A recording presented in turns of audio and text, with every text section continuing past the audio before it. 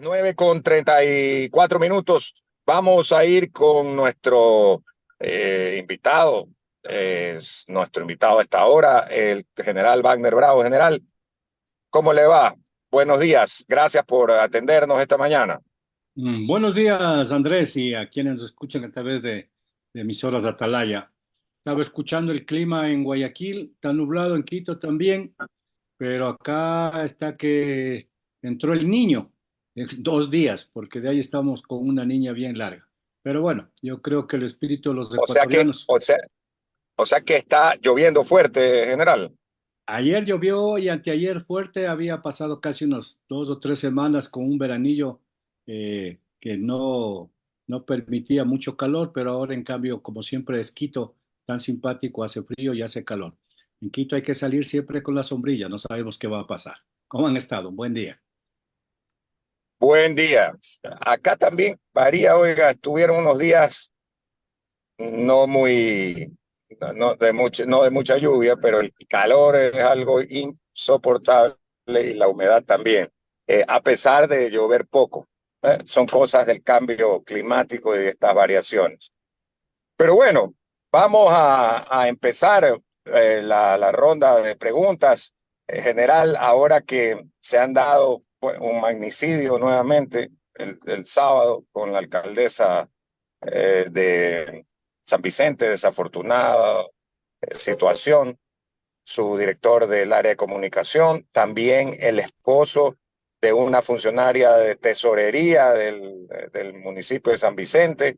Hubo 8 o 9, no estoy seguro, 8 o 9 asesinados en la provincia de Santa Elena, y otros hechos que se han venido dando y estamos todavía en pleno estado de excepción y además con el decreto de guerra interna. Entonces, obviamente, todo nos preocupa, ¿no? Y nos deja pensando qué es lo que va a ocurrir en los próximos días. Vamos con las preguntas. Alcides, Julio, Patricia. Adelante, Alcides. Sí, para saludar pues al general Bravo, ¿no? Ya lo adelantó un poco el director del programa respecto a que en las últimas semanas pues se ha producido muchos actos de violencia criminal, entre esos pues un magnicidio, una masacre, una amenaza de bomba en un partido de fútbol, cosa extraña, así como una serie de asesinatos en diversas provincias del país. Entonces la gente se pregunta, bueno, y entonces ¿qué está fallando, no? El plan Fénix está dando no resultados. La alianza militar policial está un poco amainando su trabajo. ¿O qué debemos de hacer? Esta es una situación que hace que la gente piense, bueno, hay que definir políticas totales y definitivas, objetivos nacionales.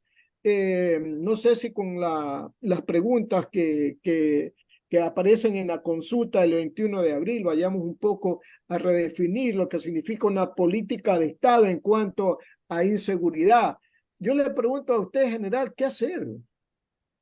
Alcides, un buen día. En primer lugar, quisiera darle el pésame a los ecuatorianos por la muerte de la señora alcaldesa, su director de comunicación y también esta persona que trabajaba en el municipio, pero también a las Fuerzas Armadas, especialmente al Ejército por la muerte del Cabo García, a la Policía Nacional por la muerte de su policía. Son seres humanos que de una u otra forma están al servicio de la sociedad y eso es lo que nos tiene que pesar. Eso es lo que nos tiene que pesar. Pero yo quiero recordar que por qué llegamos a este punto. Llegamos después de no haber hecho lo que teníamos que haber hecho en 20 años. En 20 años que dejamos de desinstitucionalizado el sistema de seguridad nacional, que tiene que ver mucho con la seguridad ciudadana, que tiene que ver con el control del orden público interno, que tiene que ver con protección de fronteras y el crecimiento de estas amenazas que hoy le llamamos narcoterroristas. Entonces, seríamos, desde un punto con respecto a quienes nos escuchan, ilusos en pensar en que en 3 meses vamos a solucionar el problema. Es un problema tan enraizado durante tanto tiempo, como lo digo yo, y lo digo esto porque yo fui comandante de Tulcán el año 2001, hace 23 años, y anticipábamos de que Colombia, con su problema con las FARC y con este narcoterrorismo que ya hicieron las FARC, eran el mejor y el primer productor de cocaína, que nos veían a nosotros como la retaguardia en donde se alimentaban, donde descansaban, donde se abastecían.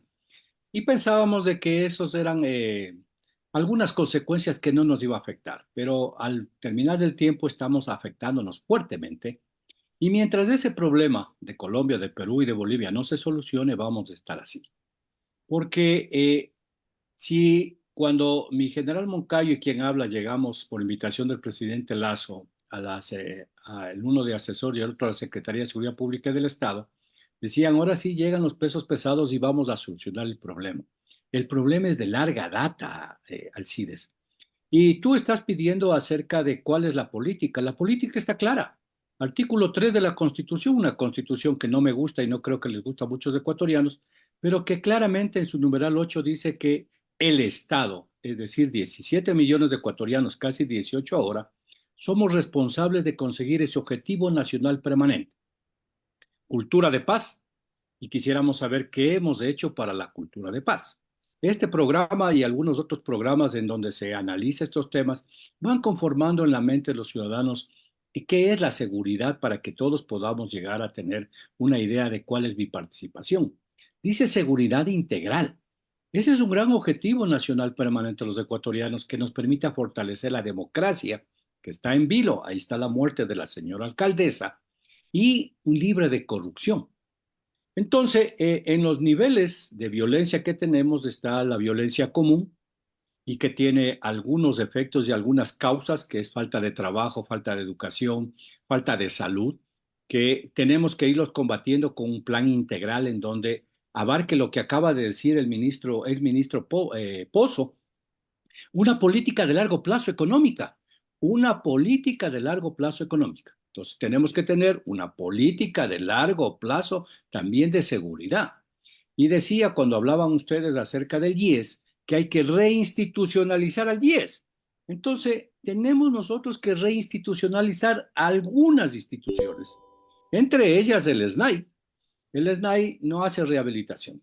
Con el respeto de quienes funcionan ahí, quién es el responsable, el SNAI casi no existe. Por eso es que estamos en la grave crisis. Tenemos problemas en aduanas, hay que reinstitucionalizar a la aduana, hay que reinstitucionalizar a la educación, para lo que decía también Mauricio Pozo, para abstraerle a la ciudadanía de que la violencia es algo normal. Entonces, yo creo que los pasos tomados por el presidente Noboa y el apoyo de Fuerzas Armadas y Policía han dado sus resultados temporales y coyunturales. La pregunta ahí que tenemos que hacernos es, ¿qué tan consistente es el Plan Fénix?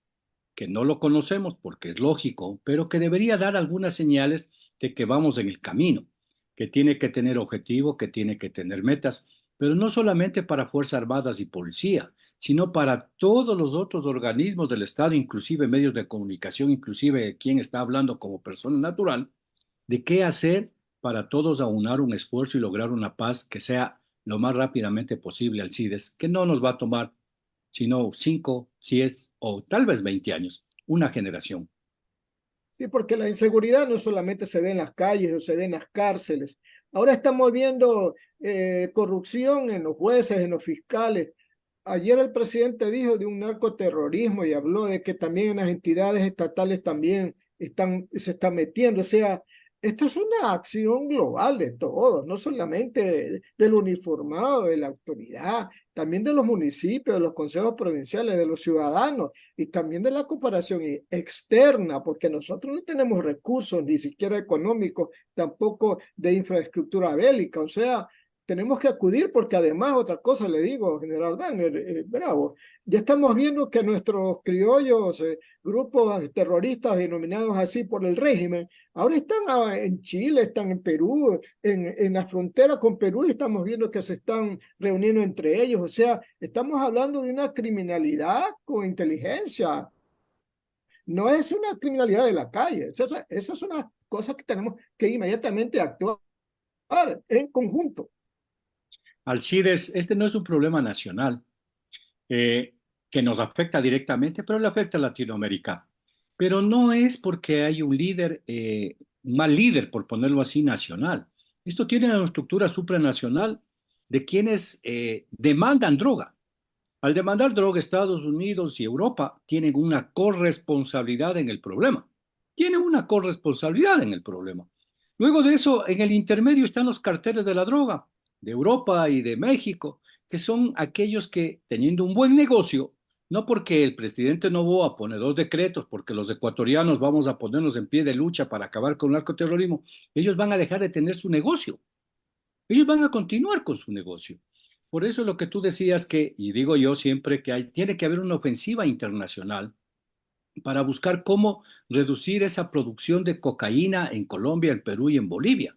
Porque mientras eso no suceda, vamos a seguir teniendo los problemas. Pero ante esa producción, ¿qué es lo que tenemos que hacer? Como he dicho, tenemos que fortalecer el poder de los ecuatorianos, de las instituciones, para poderlos rechazar.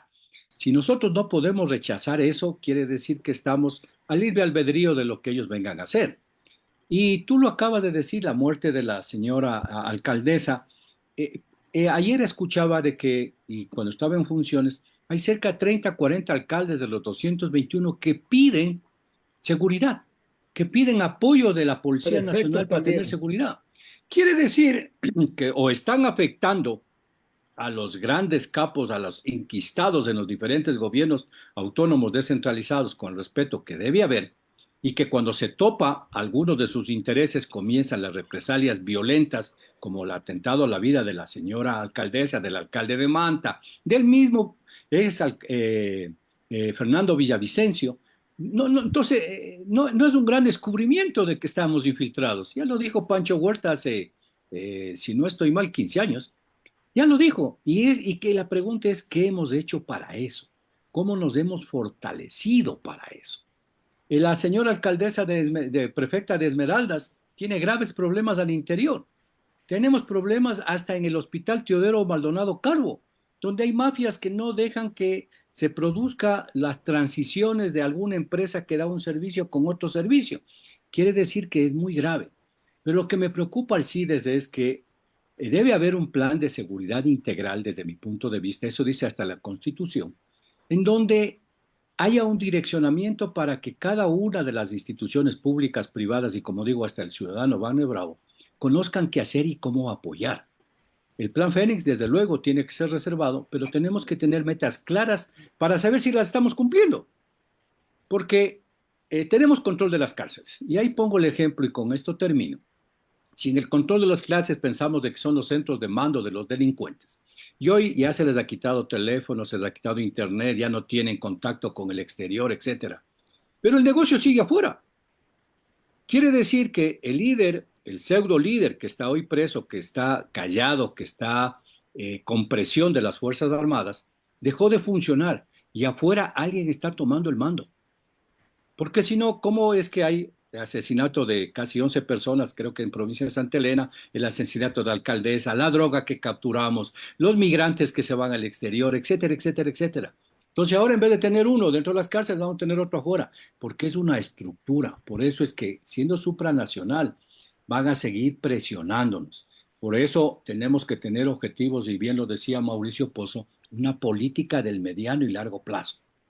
Que no pensemos ilusamente que ya con dos decretos hemos solucionado. Hay que apoyar las decisiones del presidente de Fuerzas Armadas, pero también tenemos que ir viendo claras muestras de que hay una política de largo plazo. Lo había dicho yo cuando el expresidente Lazo dijo que se decretó la muerte cruzada, que el nuevo gobierno va a tener otra responsabilidad, pero que no sea un continuo nacer. Aquí no hay mesiánicos que yo de mañana y soluciono. Esto es una política de Estado que quiere decir que cada gobierno va cumpliendo una parte. Ojalá hubiera un gobierno que radicalmente lo corte. En El Salvador ya vamos a una reelección para que se pueda cumplir los objetivos del presidente Bukele. Quiere decir que en el periodo que a él le tocó es demasiadamente corto, pero tampoco puede ser con lo que tú nos anticipábamos, de que se perennice en el poder Maduro, porque lo que no está haciendo es crecer su país, sino destruyéndolo, ¿no? 9 de la mañana, 49 minutos, Radio Atalaya y su programa de opinión política Punto de Vista. Estamos dialogando con el ex secretario nacional de Seguridad, el general Wagner Bravo. Más preguntas de mi compañero Julio Ayala. Adelante, Julio. Gracias. General Bravo, muy buenos días. Yo pienso que el análisis que usted hace es bueno desde el punto de vista de prepararnos para luchar contra el narcotráfico, el crimen organizado. Pero cuando hay una población que en gran parte acepta la delincuencia y que trata también a veces de participar de ello, uno ve, por ejemplo, cosas increíbles. Un camión con productos se volca y gente que va manejando buenos carros se baja a saquear al camión. ¿Qué significa eso? Que los valores morales, éticos están invertidos. ¿Y cómo regresamos a enderezarlos? ¿Cómo los ponemos normales? Hay un sistema que se llama educación. Pero cuando creemos que la educación es solamente impartir conocimientos, que el profesor vaya y dé como catedrático los conocimientos y nada más, conocimientos científicos me refiero, entonces estamos equivocados. No se hace nada para cambiar los paradigmas educativos en el país, nada.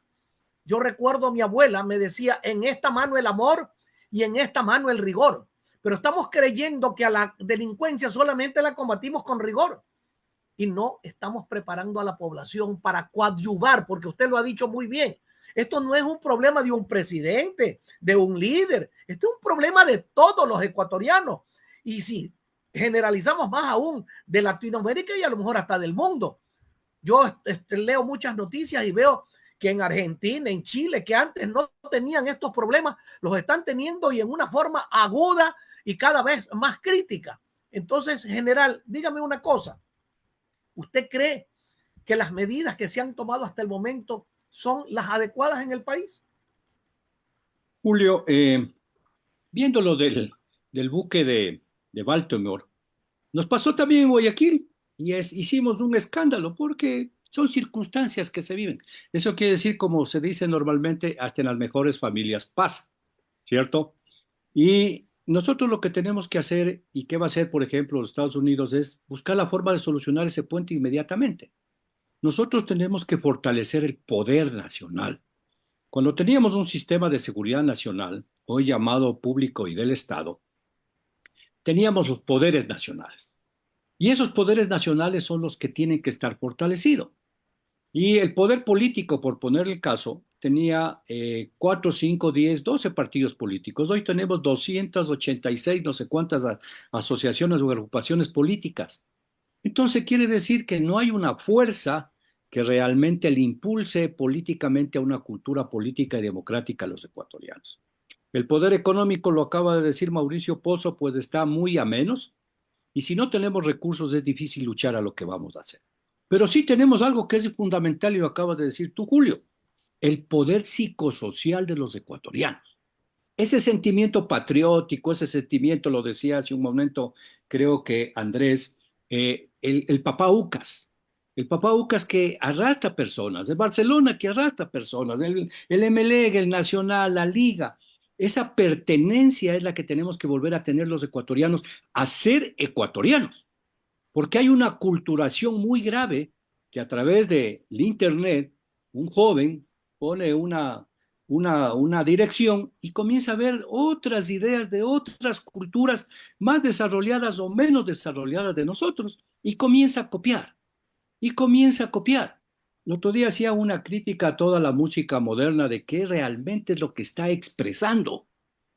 ¿Qué es lo que realmente, con el respeto a quienes la escuchan y la gustan, qué quieren decirnos en esas palabras que a veces no se entiende? Había un análisis, pero que tenemos que llegar también a analizar qué es lo que queremos los ecuatorianos de nosotros.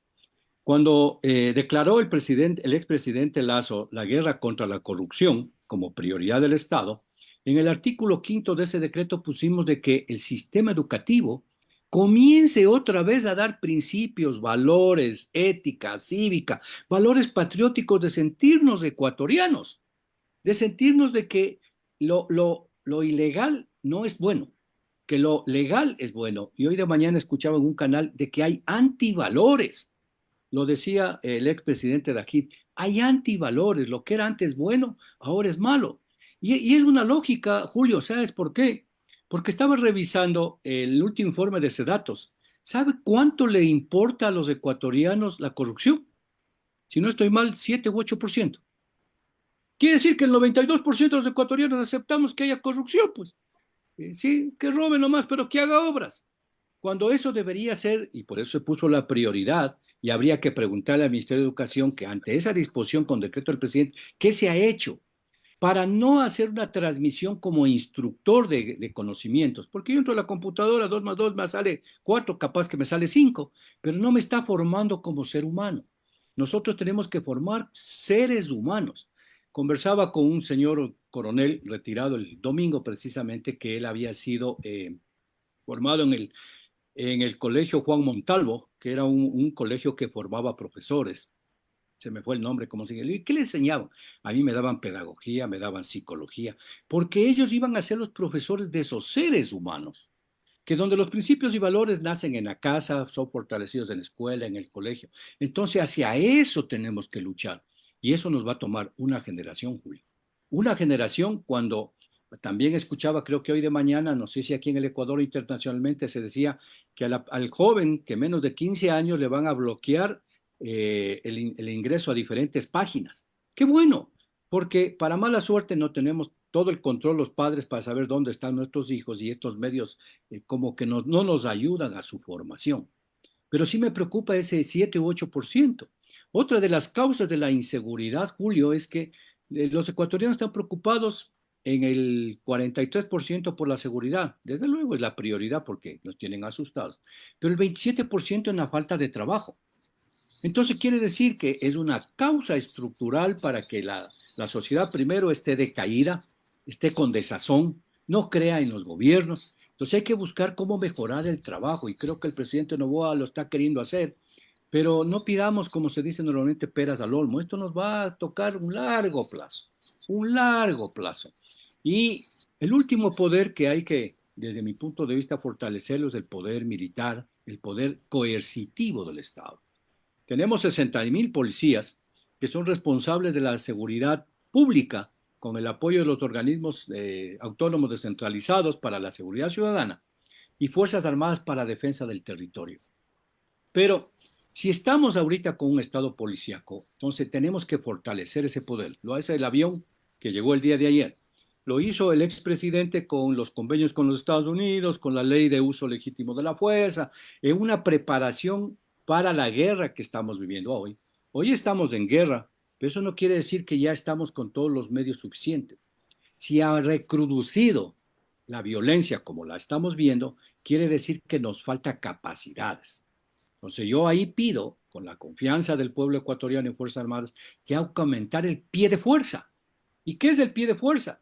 Las personas, los medios, los recursos para que podamos combatirlo de mejor manera. Colombia tiene en este momento 370.000 hombres entre Fuerzas Armadas y Policía. Y supuestamente tiene 20.000, pongamos 30.000 alzados en armas de los ex-FARC, los delincuentes, los contrabandistas, los narcotraficantes, etcétera. Nosotros supuestamente tenemos 50.000 levantados en arma entre todos esos 12 grupos narcoterroristas y que puede haber otros, y tenemos 42.000 en Fuerzas Armadas y 60.000 en la policía.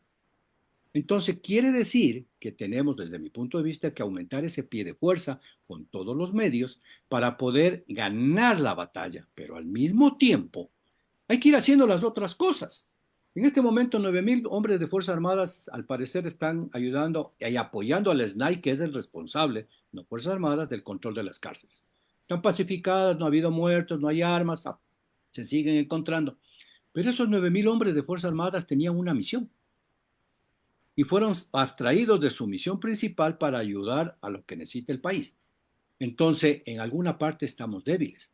Por eso es que los delincuentes, que también el ejemplo, con esto termino, disculpa Julio, Si yo tengo una casa y no tengo puertas y me roban, inmediatamente pongo la puerta.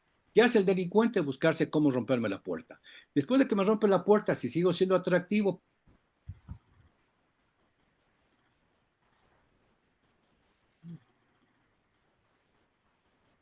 analizando porque tiene una superestructura, no es que solamente es un delincuente que por necesidad roba, para ver cómo romper lo que está haciendo hoy el Estado ecuatoriano. Entonces el plan tiene que ser de largo plazo, tiene que tener metas, tiene que objetivos, pero tiene que involucrarnos a todos. Y lo que tú decías, tenemos que cambiar la conciencia de los ecuatorianos. Si los ecuatorianos no nos proponemos en pensar que lo ilegal no es bueno y lo legal tenemos que entrar de nuevo, vamos a continuar así por más acciones que hagamos, Julio. Así es, general. Dígame una cosa, en esta área de la represión, yo a veces me pongo a pensar, bueno, conversaba con un vigilante de tránsito y me decía, vea, licenciado, yo a veces veo pasar las trocas. Las trocas son esos carros que usan ahora le llaman acá también trocas, los mexicanos para circular los narcos. Me dice, pasan 4 o 5 de esos carros a buena velocidad con vidrios oscuros. ¿Usted cree, me dice, que yo con un chiguete de gas pimienta voy a pararlos para preguntar por qué llevan vidrios oscuros, por qué van a esa velocidad? ¿Usted cree que yo lo voy a hacer? Bueno, pues los vigilantes de tránsito no tienen cómo defenderse. Los policías municipales no tienen cómo defenderse. Los guardias barriales y los guardias de seguridad privada prácticamente no tienen cómo defenderse. Los ciudadanos no tenemos cómo defendernos. Nos dieron un proceso para portar armas, la cosa más difícil del mundo, un proceso pero como para que nadie tenga la posibilidad de defenderse, de tener un arma para defenderse. Yo me pregunto, ¿cómo podemos desperdiciar esas oportunidades, General Bravo, cuando muy bien podríamos incorporar a la defensa del país a mucha gente? Sí y no. Sí y no, Julio. Voy a poner un ejemplo. Año 2001. No, 2000. Yo estuve en el Oriente, en la Escuela de Selva con el PASE, y venía una noche en el bus, en la Baños, y de pronto, en un control que había en Shushufindi, todo el mundo bajarse y para ir al baño, todo eso. De pronto había una fiesta y había unas personas con camiseta y con un garrote. Y en la espalda decía Seguridad Ciudadana. Le digo, señor, ¿y usted quién es? Dice, es que nosotros ayudamos al control de la policía porque si no la delincuencia. Hace 23 años. Le digo, ¿y qué capacitación tiene usted? Dice, no. Entonces, supongamos que por ahí hay una persona que se tomó sus tragos, que está molestando. Esa persona que no tiene preparación, que alguien le puso una camiseta, le dio un garrote, puede garrotearle, porque él pensaba que era una amenaza. Entonces, ahí viene lo que tú acabas de decir, una política de Estado planificada.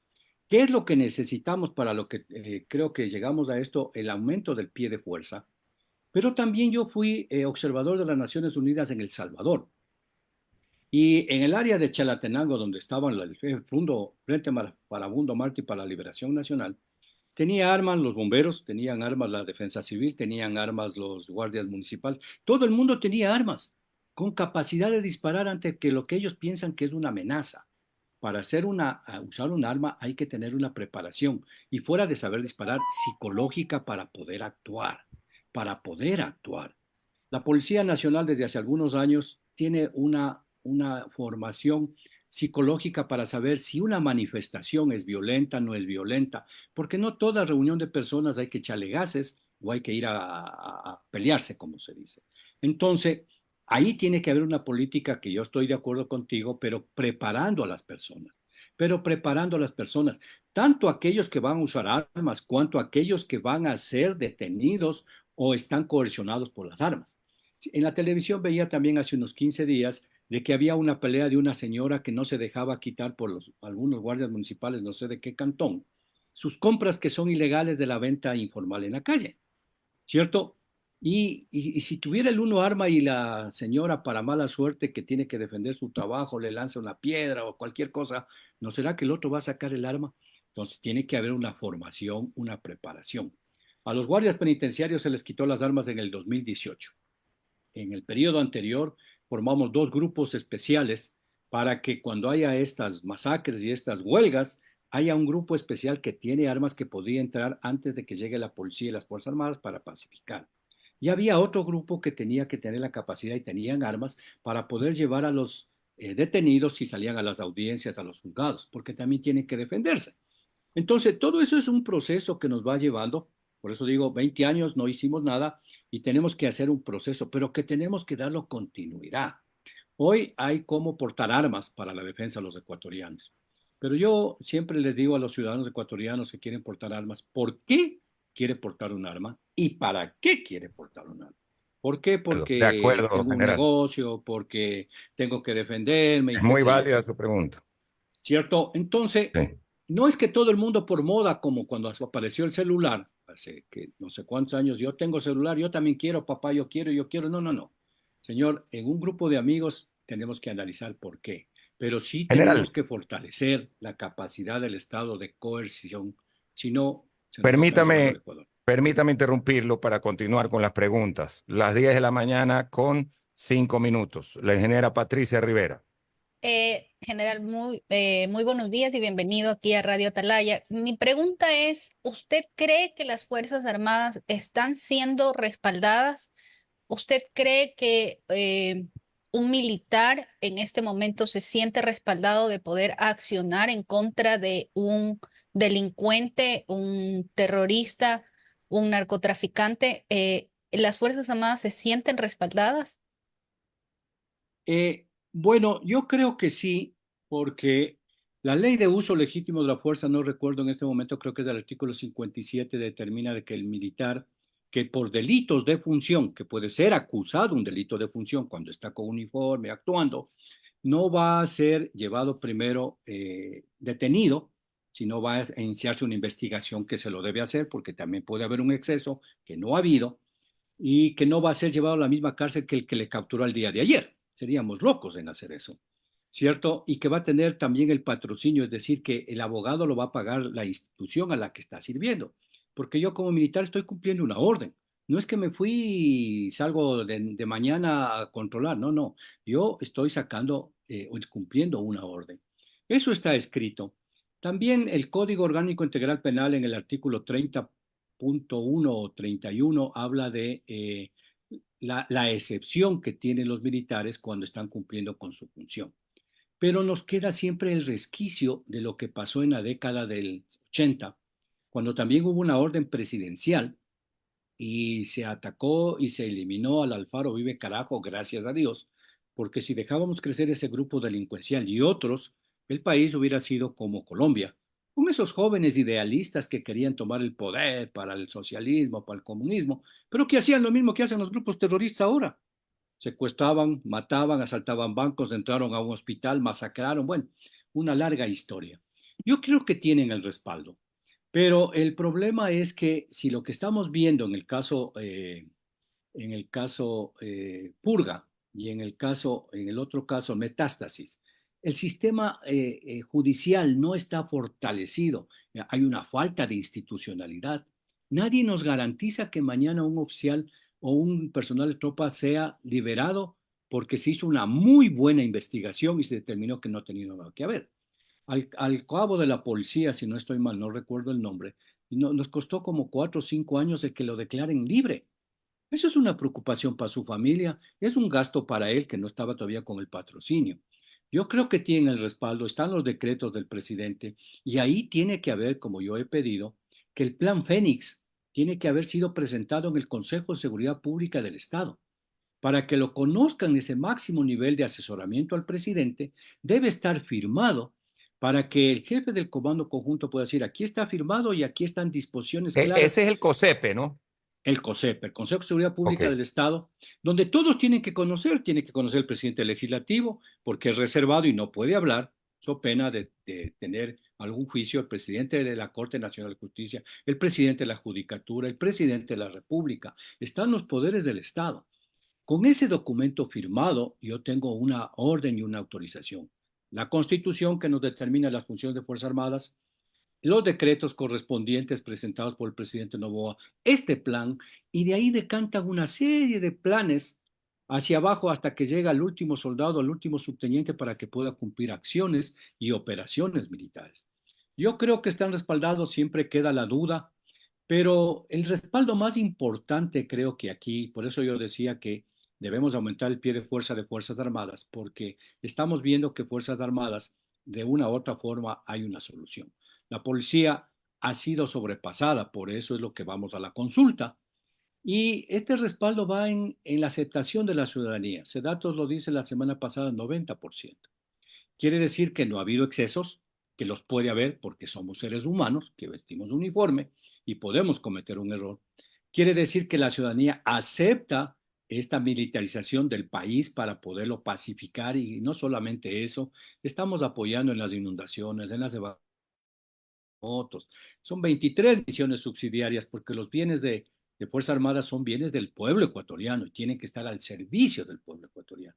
Yo creo que ese es el mayor respaldo que en este momento tienen que tener nuestros compañeros militares. Y al pedirles a ellos, policías y militares, si me escuchan, que no se dejen corromper, porque para mala suerte el crimen organizado, los violentos que tienen más recursos que el Estado, como estamos viendo en los dos casos que están hoy en la fiscalía, lo que tratan es de corromper a quienes les ponen un paro, a quienes van a controlar las cárceles, a quienes controlan la droga, a quienes ponen todo el pecho a las balas.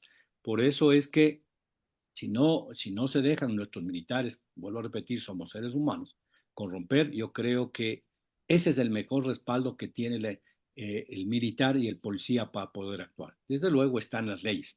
Habrá que mejorarlas.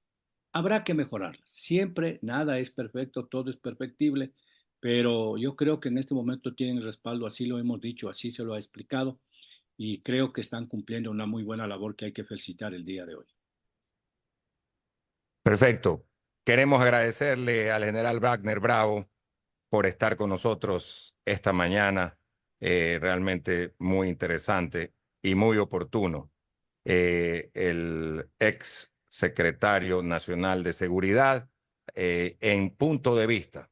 Y estamos en contacto, general, porque como usted bien ha dicho, esto no es una pelea a mediano plazo, no, es una pelea de largo plazo, de largo aliento, como dicen, y en la cual tenemos que estar claros que no es que de un mes al otro o de un trimestre al otro va a desaparecer la delincuencia, el narcotráfico y Así todos sus es. tentáculos, pues, ¿no? Creo que ese mensaje es clarísimo lo que usted ha dicho. Así que Sí, así nos es, quedamos así con es. Yo eso. creo que todos tenemos que ponernos de acuerdo para poder eh, hacer un esfuerzo. Yo creo que en este momento hay que cerrar filas si queremos estar contra la delincuencia y contra el crimen organizado. Si seguimos siendo observadores pasivos, realmente no vamos a lograr. Y gracias a ustedes, porque esperemos que haya servido de algo la entrevista y las preguntas de ustedes para formar ese concepto de cultura de paz y de seguridad integral que tanto necesitamos. Muchas gracias.